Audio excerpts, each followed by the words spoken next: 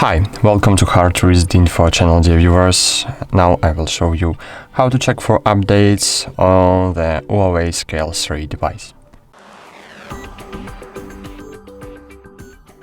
Firstly, you need to open your Huawei Health application, then open Devices, click on your Huawei Scale 3, scroll down and find here firmware button. Click check for updates, and as you can see, now I have version up to date, and if you need to update your device, you will have this notification about you need update. Okay, that's it. Here you will see an auto updates button, so auto updates option.